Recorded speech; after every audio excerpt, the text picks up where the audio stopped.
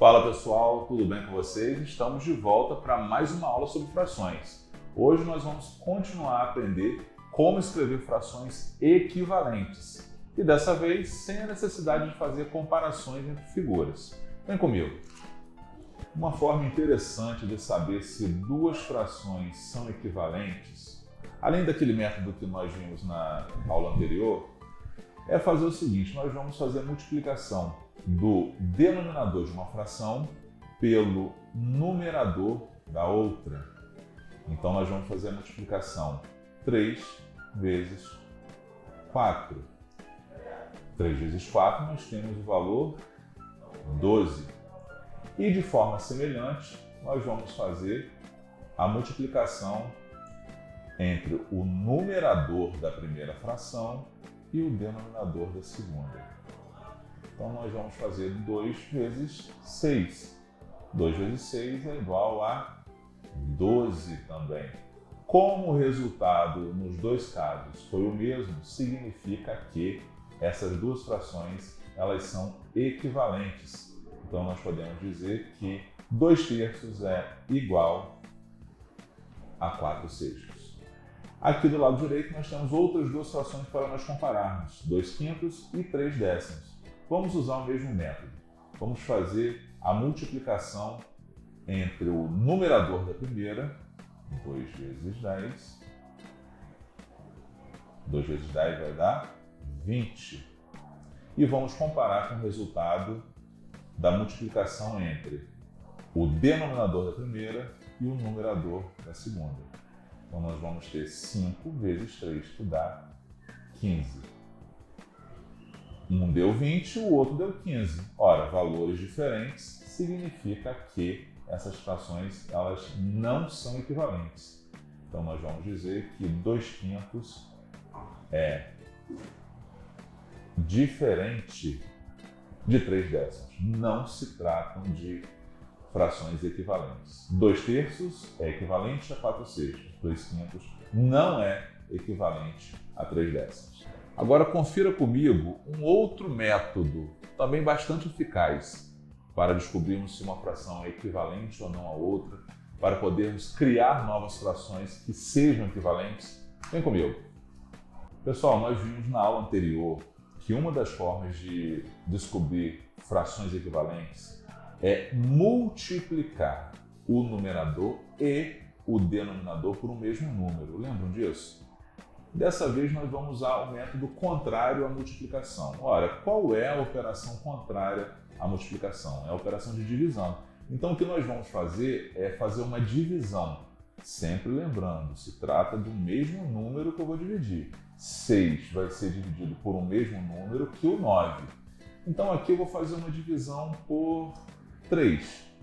Vou fazer uma divisão aqui por 3. E aí, necessariamente, o 9 também vai ser dividido por 3.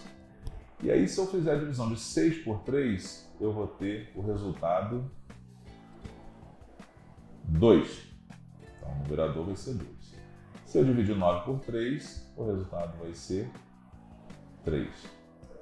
Ora, como eu fiz uma divisão por um mesmo número, tanto no numerador quanto no denominador, então estou relacionando aqui duas frações que são equivalentes, necessariamente. Então, o método contrário à multiplicação ele é válido também. Inclusive, esse método aqui é o que nós chamamos de simplificação de fração. O que significa simplificar alguma coisa? Tornar mais simples, né? Então, em vez de eu usar números grandes, 6, 9, eu uso 2 e o 3. E estou tratando da mesma fração, de uma mesma quantidade. 6/9 é equivalente a 2/3. Nós vamos usar agora um outro exemplo. A fração 15 no numerador, 30 no denominador. Como que eu leio essa fração mesmo? 15/30. Eu posso fazer a divisão do 15 e do 30 por um mesmo valor. Posso dividir, por exemplo, por 3 também. Né? Ambos são divisíveis por 3.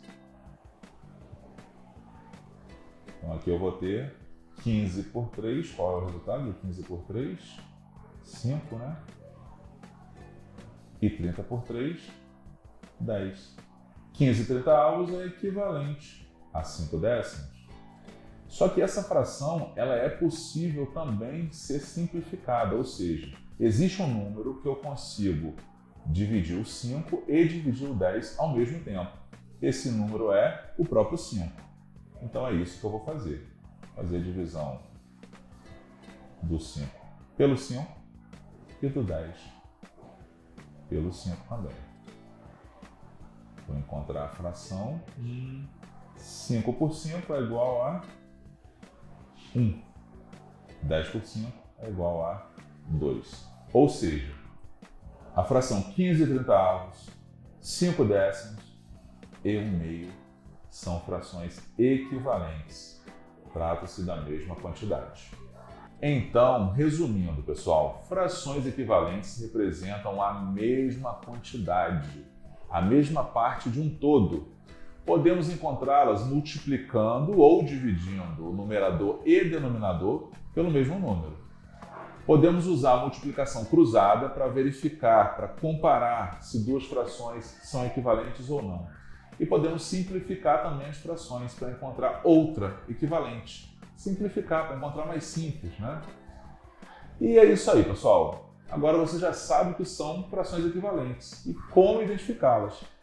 Na próxima vez que encontrar uma fração, veja se dá para simplificar ou se ela é equivalente a uma outra, que você já conhece. Um grande abraço e até a próxima.